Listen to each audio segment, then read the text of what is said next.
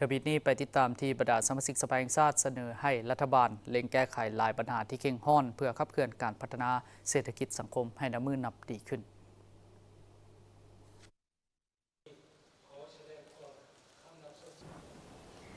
ท่านผู้ชมที่เคารพสำหรับมื้อที่2ในการดำเนินของประชุมสมัยสามัญเถื่อที่เข้าสภาแห่งชาติสุดที่9ในภาคเศร้านี้โดยภายใต้การเป็นประธานของท่านนางสุนทรสัญญจักรของประธานสภาแห่งชาติโดยในที่ประชุมบรรดาท่านสมาชิกสภาแห่งชาติแต่ละเขตเลือกตั้งต่างๆก็ได้สืบต่อในการประกอบความคิดความเห็นเข้าใส่บทรายงานของรัฐบาลโดยรวมแล้วสมาชิกสภาแห่งชาติก็ได้เห็นดีเป็นเอกภาพซึ่งในด้านก็ยังมีหลายปัญหาที่ทางสมาชิกสภาแห่งชาตินั้นได้เสนอให้รัฐบาลเล็งแก้ไขปัญหาที่เข่งห้อนเป็นต้นก็แม่นเล็งแก้ไขปัญหาเงินเฟ้ออัตราการแลกเปลี่ยนรวมไปถึงราคาสินค้าค่ากระแสไฟฟ้าที่เพิ่มขึ้นสูงซึ่งได้ส่งผลกระทบต่อกับการดำรงชีวิตของพ่อแม่ประชาชนและส่งผลกระทบต่อกับการผลิตเกษตรกรรมของประชาชนเพื่อเป็นสินค้าส่งออกปัญหาสาธารณสุขปัญหาทางด้านการศึกษาการขาดแคลนแรงงานและอื่นๆในเวลาการดำเนินการประชุมสมัยสามัญที่9สภาแห่งชาติสุดที่9ในตอนเช้าของวันที่10 มิถุนายน 2025 นี้ภายใต้การเป็นประธานของท่านนางสุนทรสัญญจักรรองประธานสภาแห่งชาติโดยบรรดาสมาชิกสภาแห่งชาติประจำเขตเลือกตั้งได้สืบต่อประกอบความคิดความเห็นใส่กับบทรายงานของรัฐบาลเกี่ยวกับการจัดตั้งปฏิบัติแผนพัฒนาเศรษฐกิจสังคมแห่งชาติแผนงบประมาณแห่งรัฐและแผนเงินตราระยะ6 เดือนต้นปี 2025 และทิศทางแผนเวียกจุดสุ่มใน6 เดือนท้ายปี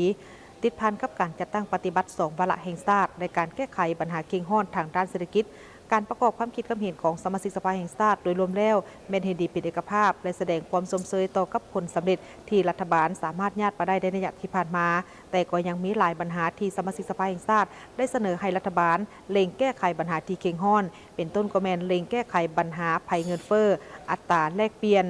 ราคาสินค้าราคากระแสไฟฟ้าที่เพิ่มขึ้นส่งผลกระทบต่อกับการดำรงชีวิตของประชาชนก็คือส่งผลกระทบต่อกับการผลิตเกษตรกรรมของชาวเกษตรกรเพื่อเป็นสินค้าส่งออกปัญหาทางด้านสาธารณสุขการศึกษาความขาดแคลนแรงงานและอื่นๆพร้อมกันนี้ก็ได้เสนอให้รัฐบาลเร่งปรับปรุงซ่อมแปลงเส้นทางที่เพให้สามารถนำใช้ได้อย่างสะดวกสบายเพื่ออำนวยความสะดวกให้แก่ประชาชนก็คือผู้ที่ใช้รถใช้ถนนทั้งเป็นการพัฒนาประเทศชาติท่านนางคำพรพิมจันทร์สมาชิกสภาแห่งชาติเขต 4 แขวงอุดมไซได้แสดงความสมเสยต่อรัฐบาลที่มีความพยายามและญาติได้ผลงานในหลายด้านในการพัฒนาเศรษฐกิจสังคมใน6 เดือนต้นปี 2025 แต่ก็ยังมีบางปัญหาที่เสนอให้รัฐบาลพิจารณาเบิ่งคืนการคุ้มครองหลักคุ้มครองสังคมที่บ่เข้มงวดเฮ็ดให้เกิดมีบรรดาปรากฏการณ์ย่อท่อต่างๆเป็นต้นการลักลอบหนีภาษีปัญหาราคาสินค้าที่ประชาชนควรพบกับความยุ่งยากทางด้านการดำรงชีวิตอันเนื่องมาจากราคาสินค้าในท้องตลาดสูงขึ้นเรื่อยๆแต่กลุ่มกันข้ามราคาสินค้ากสิกรรมชาวเกษตรกรผู้ผลิตอยู่ภายในผัดต่ำลงเป็นต้นราคามันต้นยางพาราและอื่นๆพร้อมกันนั้นก็ได้ยกให้เห็นถึงการคุ้มครองที่ดินอันนี้ผ่านการรับฟังบทรายงานของรัฐบาลในการจัดตั้งปฏิบัติและการคุ้มครองอันนี้ถือว่าผ่านมาก็มีปัญหาที่ว่าดีขึ้นหลายด้านเนาะโดยเฉพาะเราเมียนการสนองเครื่องบริโภคเนาะให้แก่พนักงานรัฐกรแล้วก็การปฏิบัตินโยบายที่ว่าเพิ่มเงินเดือนให้พนักงานของพวกเขาแต่ว่าอยู่ในที่นี้เนาะก็ยังมีบางปัญหาที่เกิดขึ้นโดยเฉพาะเราเมียนถึงว่ารัฐบาลพวกเขาจะได้เอาใจใส่ในการคุ้มครองปัญหาต่างๆอยู่ในสังคมก็ยังปรากฏเห็นมีหลายปัญหาที่เกิดขึ้นเนาะโดยเฉพาะเราเมียนการลักลอบภาษีแล้วก็ราคาสินค้าแพงแล้วก็การค้าขายยาเสพติดแล้วก็ปรากฏการย่อท่อปัญหาอื่นๆเนาะคือดังบรรดาทานได้เว้ามาอันนี้แม่นปัญหาที่ว่าแสดงถึงเนาะการคุ้มครองรัฐคุ้มครองสังคมของพรรครัฐบาลของพวกเฮานี่ในทุกมื้อนี้ถือว่าแสดงว่ายังบ่ทันเข้มงวดท่านนางวลีเวชพงศ์สมาชิกสภาแห่งชาติเขต 1 นครหลวงวิงจันทร์ได้มีคำเห็นเสนอให้รัฐบาลพิจารณาลงทุนพัฒนาพื้นฐานโครงสร้างโดยเฉพาะก็เป็นการพัฒนาเส้นทางระยะใหม่ที่มีการยกเว้นภาษีควรมีการคุ้มครองละเอียดและให้คุ้มค่าเพื่อลดพรสองวางต่างๆที่ส่งผลกระทบและปัญหาอื่นเพื่อบ่อยากให้เป็นแบบอย่างคำเว้าที่ว่าแก้ไขปัญหาระยะสั้นแต่กระทบระยะยาวข้าพเจ้าสนับสนุนเนาะในเรื่องของตัวที่ อันนโยบายสุกยู่พัฒนาเส้นทางระยะใหม่นี่นะเนื่องจากว่ารัฐบาลเขาก็ขาดงบแต่ว่าก็เข้าใจอยู่แบบนั้นเนาะแต่ว่าอยากให้เฮ็ดแบบรอบคอบยกตัวอย่างผลกระทบถ้าอิงใส่เนื้อในตัวมือที่พวกเขายกสูง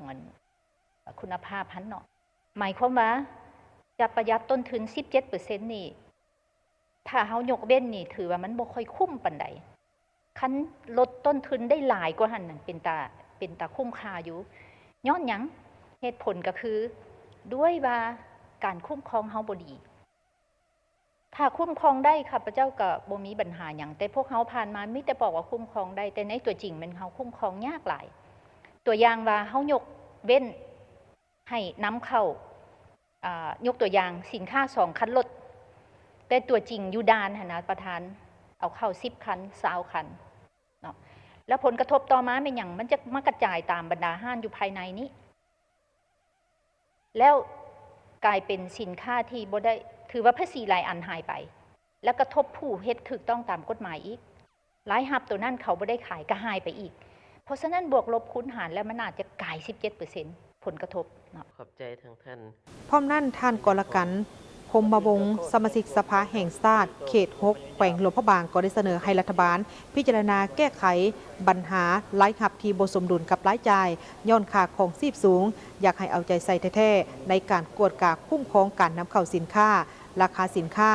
ส่งเสริมการผลิตและสมไส้สินค้าภายในให้หลายขึ้นราคาสินค้าก็คือการดำรงชีวิตของ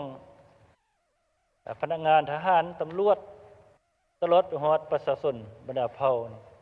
คือว่าในต่อหน้านี่สิอยู่ยากแล้วท่านประธานเป็นอย่างจึงว่าแนวนี้เนาะไล่ถือข้าพเจ้าได้เว้ามาเมื่อกี้นี่แหละราคาสินค้านี่คือว่าแม่นนอกจากน้ำมันเชื้อไฟสินค้าประเภทอื่นๆแม่นราคานี่มันขึ้นแล้วบ่มีลงเนาะอันนี้เฮาเห็นได้แบบได้ด้วยตาเปล่าเป็นอย่างจึงว่าอยู่ยาก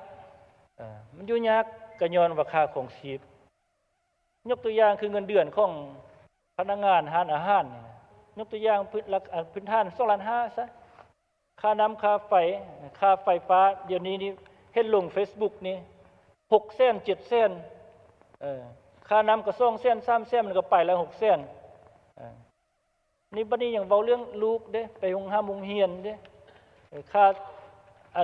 อาหารกันกินแต่ละมื้อเด้เปิดถ้วยหนึ่ง50,000 60,000ยกตัวอย่างสินะอันนี้เว้าถึงเรื่องรายรับมันบ่สมดุลกับรายจ่ายในการประกอบคำคิดคำเห็น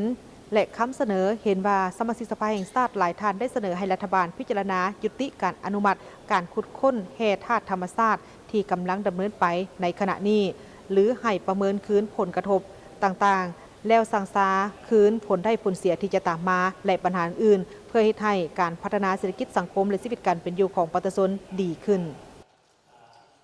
ทั้งหมดนี้ก็คือความคืบหน้าในการดำเนินกองประชุมสำหรับภาคเช้านี้ส่วนภาคบ่ายตามวาระแล้วจะแม่นบรรดากระทรวงต่างๆจะขึ้นชี้แจงต่อคำสักถามของบรรดาสมาชิกสภาแห่งชาติรายละเอียดจะมีขึ้นใดทีมข่าวโทรภาพแห่งชาติจะรายงานให้ท่านผู้ชมได้รับทราบเติมอีกพันงานสิริพงษ์รายงานจากสภาแห่งชาติ